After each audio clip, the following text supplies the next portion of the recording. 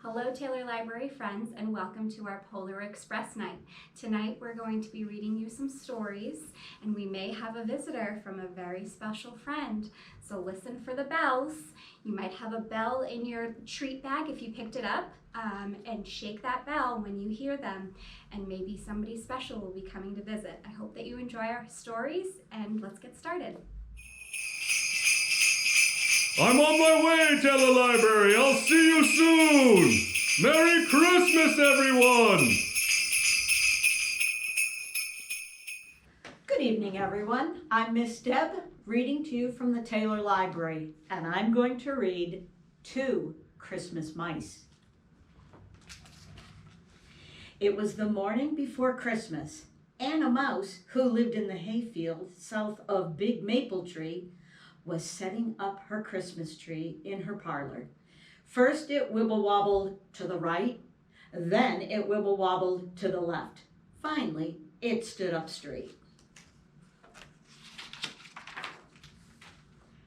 Willow Mouse, who lived in the hayfield north of the Big Maple Tree, was making paper chains. First the glue wasn't sticky enough, then it was too sticky. Finally, it was just right. By afternoon, it had started snowing. It snowed and it snowed. Anna Mouse got ready to go to town to buy decorations for her Christmas tree. But when she got to the end of her long burrow, the snow was too deep. She closed her door tight. Willow Mouse got ready to go to town to buy her Christmas tree. But when she got to the end of her long burrow, the snow was too deep. She closed her door tight too. What was Anna Mouse going to do without decorations? Would Santa Mouse even know it was a Christmas tree? Anna Mouse found an old pie tin in the pantry and cut out a silver star. She put it on top of her tree. What was Willow Mouse going to do without a Christmas tree? Willow Mouse took her cape and bonnet off the coat rack in the hall. Then she dragged the coat rack down the burrow to her parlor. She stood her coat rack up in the corner. Would Santa Mouse know it was supposed to be a Christmas tree? She decorated it with the paper chains. Anna Mouse ate a little supper and hoped it would stop snowing. She planned to go caroling with all the other mice from the South Hayfield. They always sang to the rabbits who lived in the blackberry patch since, as you know, rabbits are fond of carols but can't sing at all. But when Anna Mouse looked out, the snow was even deeper. The wind blew snow right into her tidy front hall. She had to push hard to close the door tight. All alone on Christmas Eve, and no caroling. This was Willow Mouse's first Christmas in her new home. She ate a little supper and hoped it would stop snowing. She'd planned to go caroling with all the other mice from the North Hayfield. They sang to the squirrels at the edge of the woods, since, as you know, squirrels are fond of carols but can never remember the words. But when Willow Mouse looked out, the snow was even deeper. The wind blew snow all over her cape and bonnet. She had to push hard to close the door tight. All alone on Christmas Eve, and no caroling. Anna Mouse got out her violin from her music room. At least she'd play some Christmas music by her tree. She hung her portrait of Mouseart, her favorite composer, on the parlor wall for company. Willow Mouse curled up on her soft sofa. It was the first time she'd sat in her parlor since she moved in. She decided to read aloud from the night before Christmas.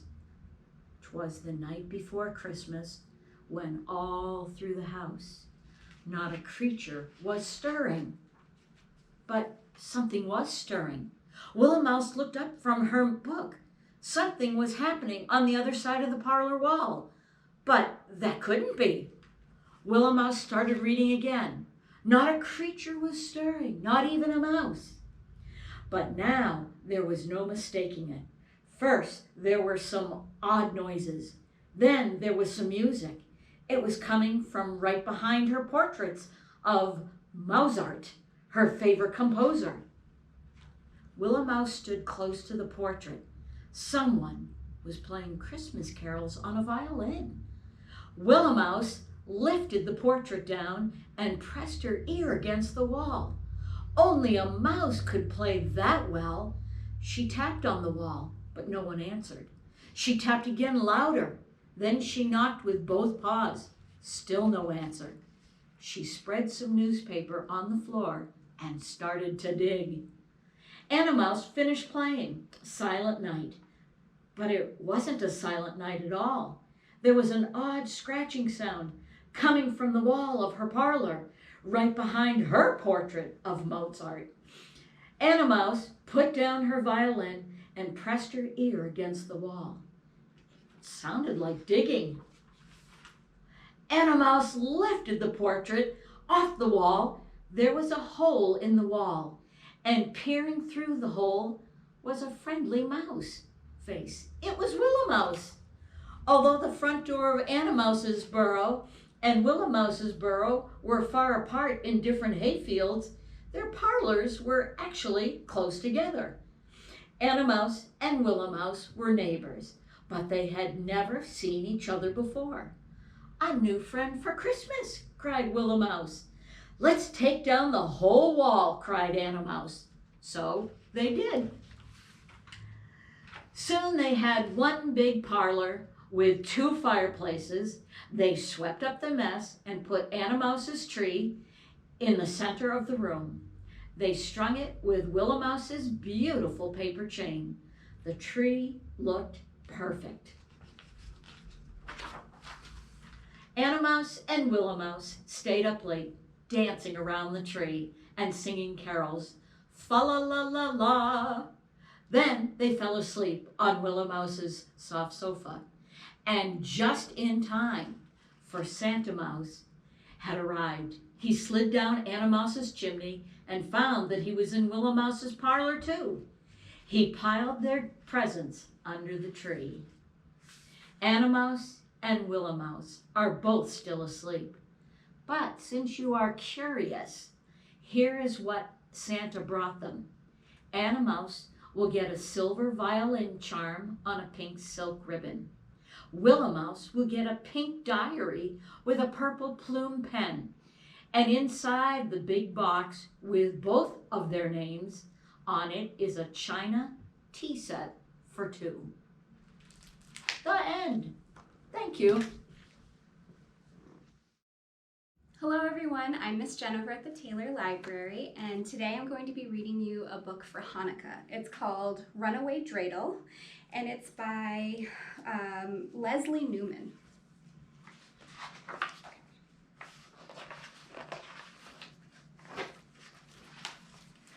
'Twas the first night of Hanukkah, and on the 5th floor there was a holiday hustling and bustling galore. Papa was shining the silver menorah. Mama was wrapping a gift for Aunt Dora. Grandma was slicing up 2 chocolate babkas. Grandpa was grating potatoes for latkes. Sister was stirring the soup with a ladle, and I at her feet spun my shiny new dreidel. So I reached out my finger to grab the new top, but that silly old dreidel, it just wouldn't stop.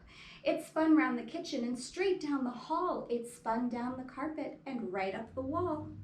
It spun through the bathroom, right over the sink. It spun through the living room, quick as a wink.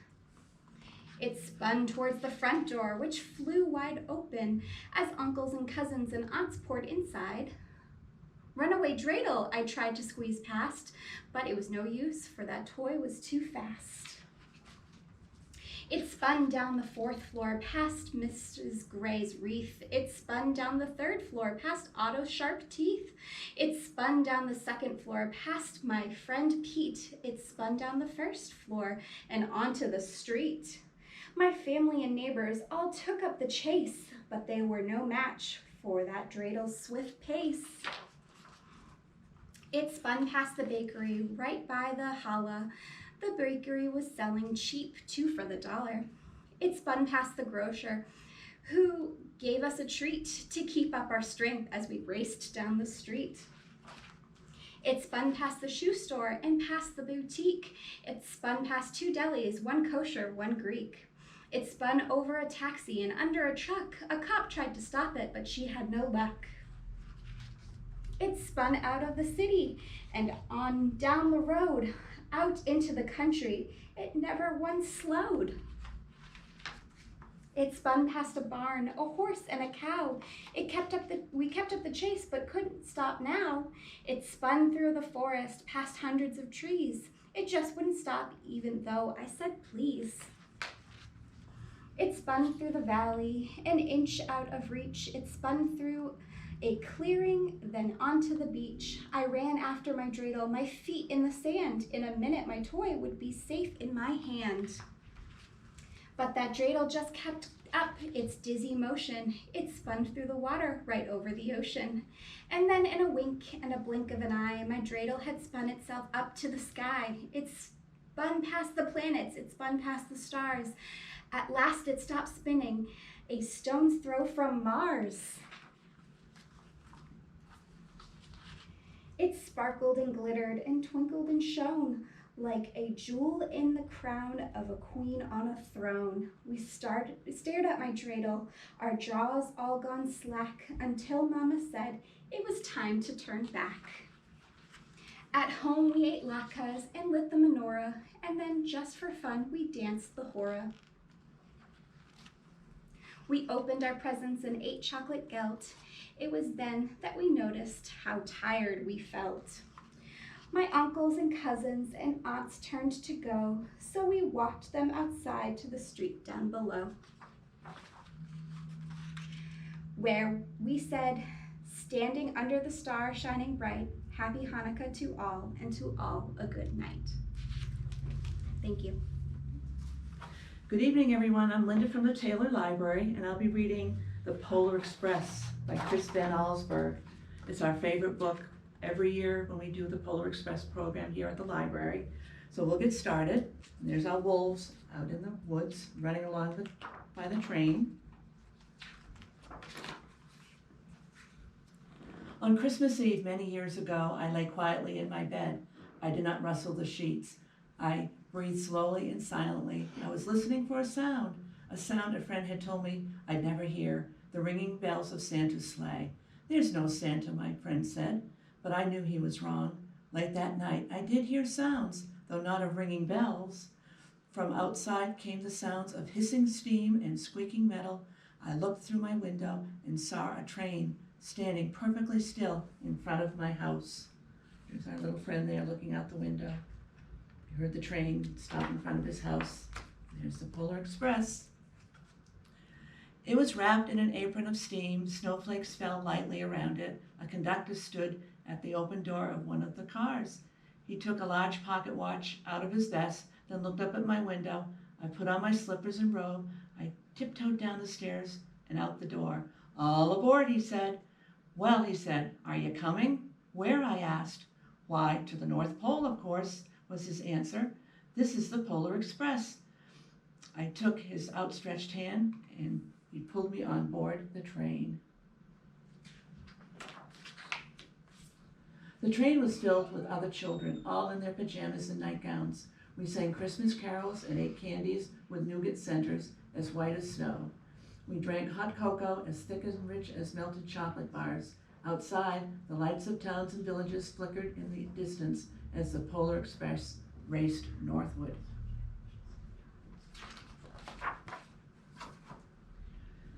Soon, there were no more lights to be seen. We traveled through old, dark forests where lean wolves roamed and white-tailed rabbits hid from our train as it thundered through the quiet wilderness.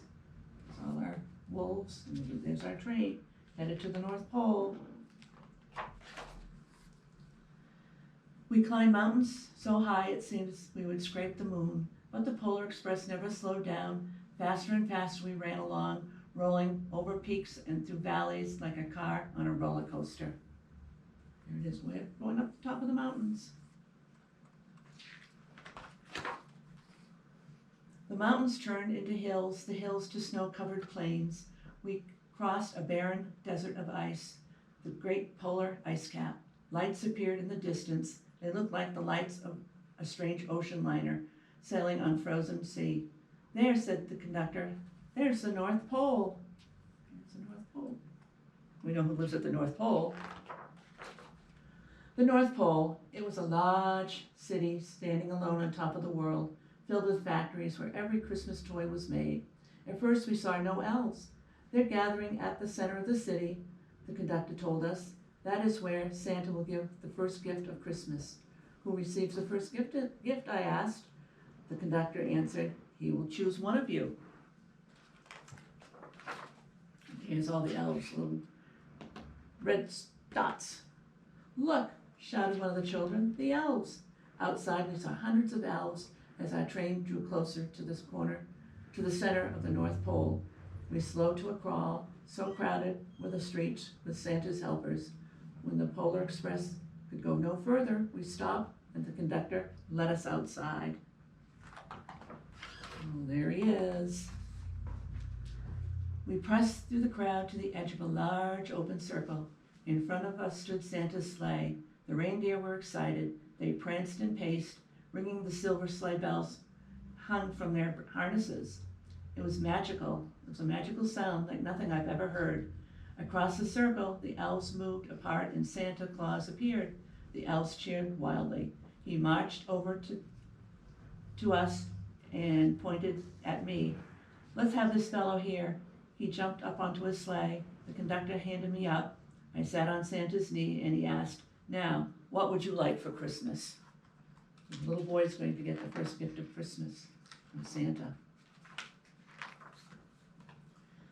I knew I could have anything I wanted, but the thing I wanted most for Christmas was not made at Santa's giant bag.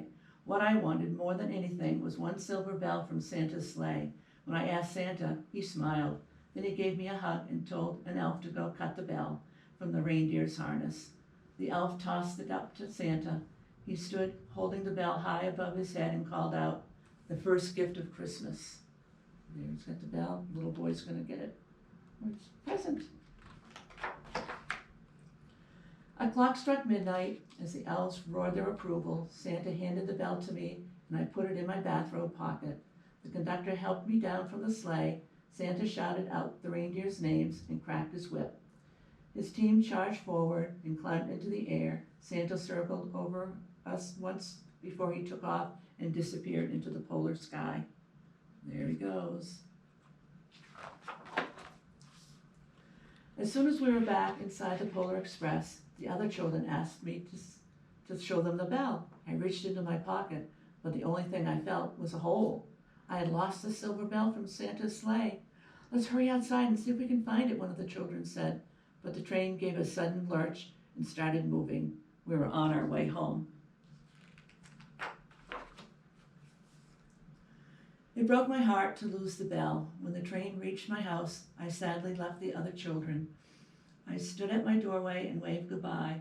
The conductor said something from the moving train, but I couldn't hear him. What? I asked. He cupped his hands and said, Merry Christmas.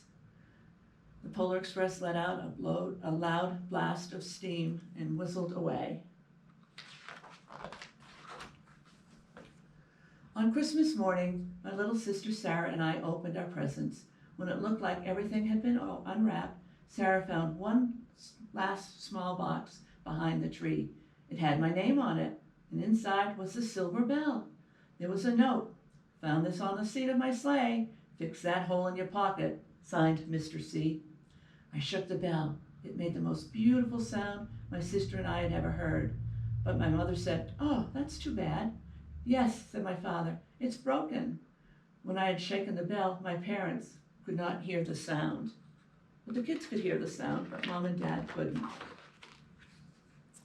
At one time, most of my friends could hear the bell, but as years passed, it fell silent for all of them. Even Sarah found one Christmas then she could no longer hear its sweet sound.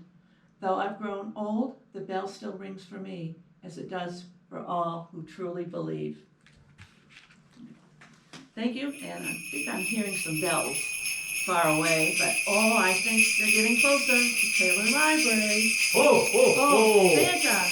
Merry Christmas, Taylor Library! Merry Christmas! Hello again, Miss Linda. Good to see you. Oh, it's great to be here once 20 again. years now. A long time A we've long been coming time. here. Have a seat. Oh, thank you so We've got a much. special job for you. Since none of our kids were able to join us this year, we're going to have you read them a story. Oh, one of my all-time favorites, The Night Before Christmas.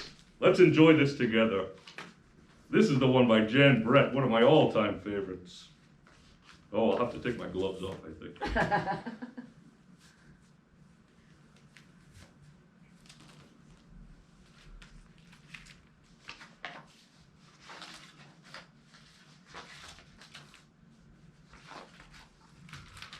'Twas the night before Christmas, when all through the house not a creature was stirring, not even a mouse. The stockings were hung by the chimney with care, in hopes that St. Nicholas soon would be there. Oh, I will. The children were nestled all snug in their beds, while visions of sugar plums danced in their heads. And Mama in her kerchief and I in my cap had just settled down for a long winter's nap. When out of the lawn there arose such a clatter, I sprang from my bed to see what was the matter. Away to the window I flew like a flash, tore open the shutters and threw up the sash. The moon on the breast of the new fallen snow gave a luster of midday to objects below. When what to my wondering eyes should appear but a miniature sleigh and 8 tiny reindeer, with a little old driver so lively and quick, I knew in a moment it must be St. Nick. More rapid than eagles his coursers they'd crane, and he whistled and shouted and called them by name. Now Dasher, now Dancer, now Prancer and Vixen, on Comet, on Cupid, on Donder and Blitzen. To the top of the porch, to the top of the wall, now dash away all. As dry leaves that before the wild hurricane fly, when they meet with an obstacle, mount to the sky. So up to the housetop the coursers they flew, with a sleigh full of toys, and St. Nicholas too. And then in a twinkling I heard on the roof the prancing and pawing of each little hoof. As I drew in my head and was turning around, down the chimney St. Nicholas came with a bound. He was dressed all in fur from his head to his foot, and his clothes were all tarnished with ashes and soot. A bundle of toys he had flung at his back, and he looked like a peddler just opening his pack. His eyes, how they twinkled, his dimples, how merry. His cheeks were like roses, his nose like a cherry. His droll little mouth was drawn up like a bow, and the beard on his chin was as white as the snow. The stump of a pipe he held tight in his teeth, and the smoke it encircled his head like a wreath. He had a broad face and a little round belly that shook when he laughed like a bowl full of jelly. He was chubby and plump, a right jolly old elf, and I laughed when I saw him in spite of myself. A wink of his eye and a twist of his head soon gave me to know I had nothing to dread. He spoke not a word, but went straight to his work, and filled all the stockings, then turned with a jerk. And laying his finger aside of his nose, and giving a nod up the chimney he rose. He sprang to his sleigh, to his team gave a whistle, and away they all flew like the down on a thistle. But I heard him exclaim as he drove out of sight, "Merry Christmas to all, and to all a good night." Good night, Taylor Library. Thank you for having me come and visit once again. It's so great to see you all. Thank you. We'll see you Christmas.